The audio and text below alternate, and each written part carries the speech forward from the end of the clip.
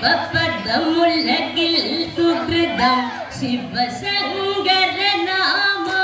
ഓങ്കാരം മുക്കണ്ണിൻ പ്രഭയിൽ കാലാഗ്നി ജ്വലിക്കും പ്രകൃതിയിൽ ശക്തി പ്രഭാവം താണ്ഡവ നടനലയം ത്രിപുടയിൽ ശ്രുതി ചേർക്കും സംഭവനാദമയൂകം കാലാന്തകനെ പരമേശ്വരനെ കലിയിടയിൽ വരനെ തകതൈതേ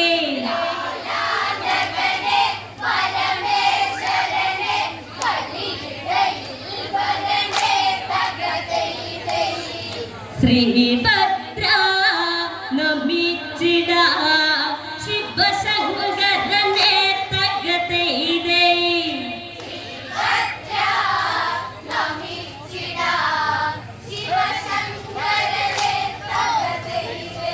രാമായണ കഥയിൽ സമരങ്ങളും ഭീകര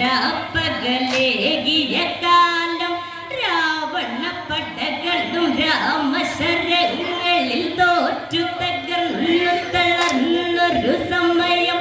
അതികായ രണഭൂവിൽ വീണവൻ പ്രതിയായി ചിതയേറി ആ നേരം പ്രതികാരത്തിലൊരുങ്ങണമതിനി പടയണി തീർത്തിടണം തകതൈതേ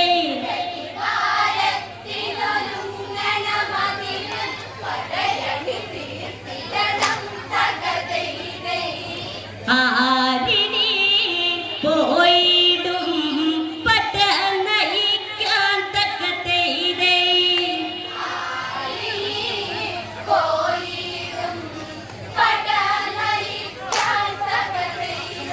അന്നേരം അത് ദശമുഖ സവിധേ മേഘനാഥനുടൻ വന്നണയുന്നു പോരിനു പോകണമതിനി അനുവാദം തരേണമിന്നവനല്ലതിന്ന് മർക്കടപ്പടയുടെ അടിവേര് പിഴുതെറിയണമെന്ന് അതിനൊരു കാഹളമുയരണമെന്ന് സിംഹപേരി ഉയരേണമതിനി പട്ടണ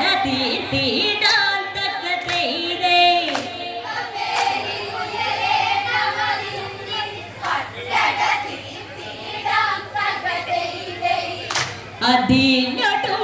അതിനൊടുങ്ങേണമ പൗങ്ങൻ രാമൻ തകതൈതേ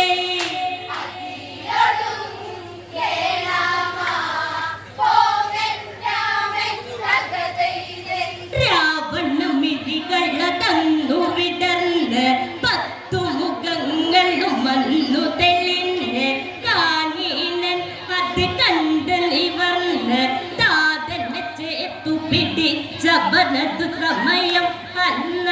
ഇരുമിഴികൾ നിറഞ്ഞ് അമ്മ മാറുമെന്ന വിടയണ്ണന് രാവണിയിൽ അവർ പദം പറഞ്ഞ് വിജയത്തോടു കുറിച്ചാത്തി സുലോചനനാഥനെ മുഖന്നോ തകതൈതേ